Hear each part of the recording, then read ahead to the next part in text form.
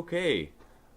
During World War II and the Cold War, during those time periods, we had once again a couple of problems that we hadn't experienced before.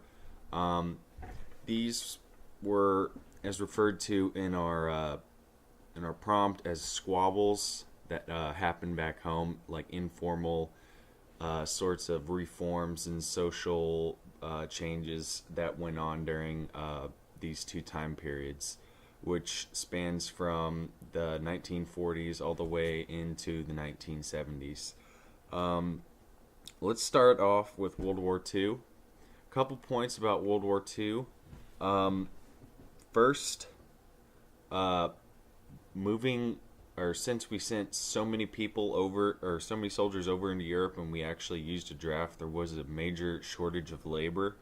And if you remember, that we were still working our way out of the Great Depression, and this helped quite a bit uh, to improve the economy, but also as well as bring on a little extra feelings of equality for women and African Americans, because they were able to go in and replace the male workers in the factories and everything, and show that they had the ability to continue on and do the same job that a man could do at home. Um, so that was something that was pretty interesting there, because even though there was a shortage of labor, that they were still able to cover their own butts. Um, Another thing that was different about, well, not particularly different about the World War II, but in comparison to the Cold War, was that it was a quite patriotic war. Um, Mainly because it started with the bombing of Pearl Harbor. Uh, America's like, who would do this to us? But from the beginning of the war, it just seemed like there was a very patriotic sense throughout the country. Everybody was willing to help with the stopping eating meat on these 2 days of the week, in order to maintain resources for the troops. And younger guys were ready to be enlisted into the draft and everything. They were just very patriotic about this. Um, but turning in towards the end of the war, um, and everybody comes back, we see that we go back into a recessionary period, because we were producing so much stuff at that point in time, and the government was spending so much money on this war. It was stimulating the economy so much, and now it's over, and it's kind of going back down. So we had like a spike into something that we couldn't handle for forever, but it did help the economy for a short time. Then we kind of went down and dipped below our normal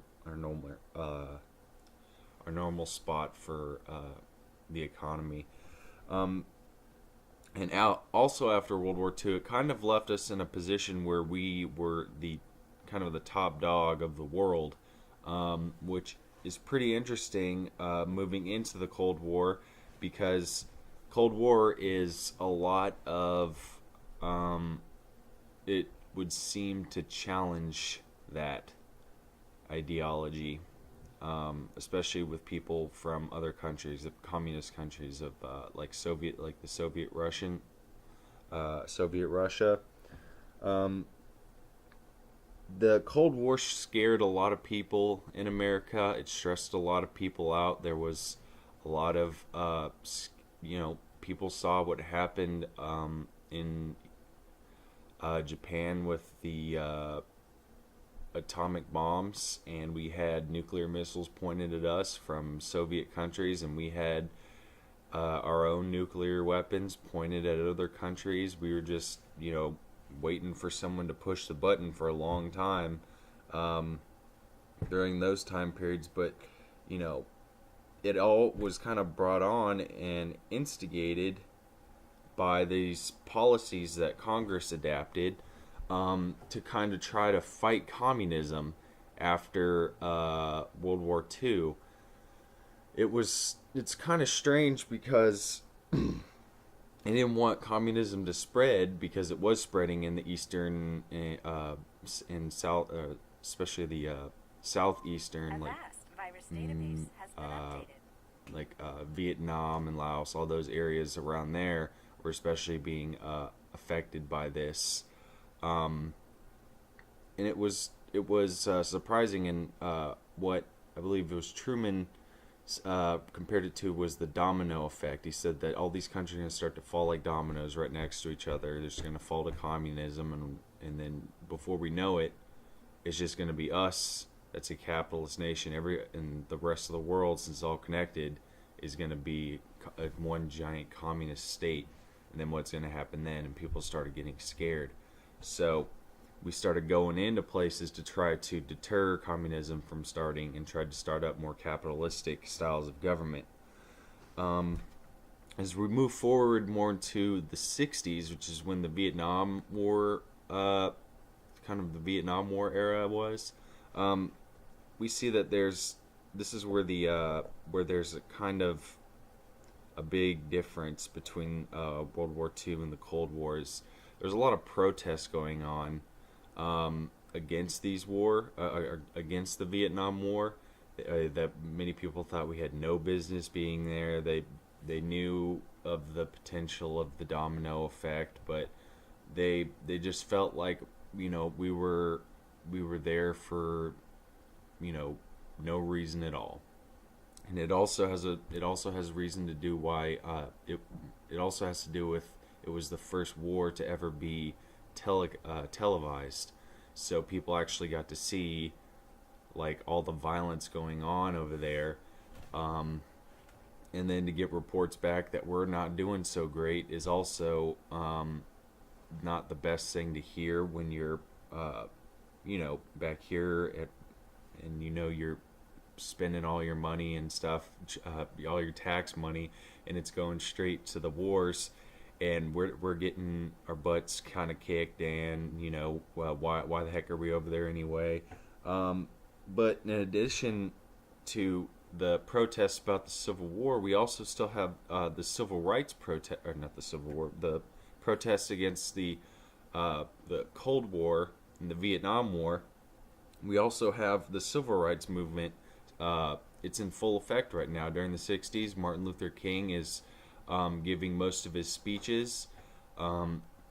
So we kind of see this America in the beginning during World War II that was very together and ready to work together because of this sense of patriotism that we had from the get-go. And then the Cold War, it was kind of not really a war, and then it kind of, some places we did invade, and then when we did, it seemed like it was kind of like we did a half-assed job, only really because it was like we were trying to carry two things at once. We had all these social issues that the government had to attend to, like civil rights for African Americans, and everything like that going on over here, trying to stop all these riots and everything.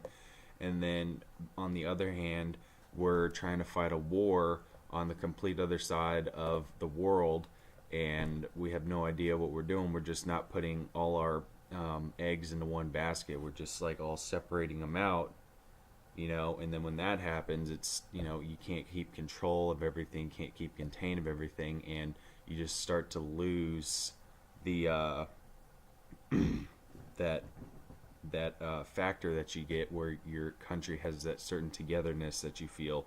But after the civil rights movement goes into effect, it kind of slowly transitions into where we are today, still going into wars, trying to reinstate capitalism and stop dictatorships and everything. So not much has changed, but from an equality standpoint and a social standpoint, quite a bit has changed since the 60s. So that's all we have for today. My name's Austin, so thank you, and I hope you enjoyed the video.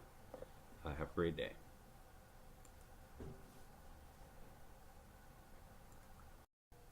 Okay, even though this is the end of the movie, I just wanted to show a few pictures of the women in the workforce here.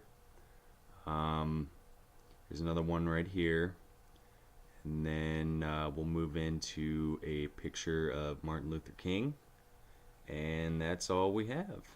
Thank you very much.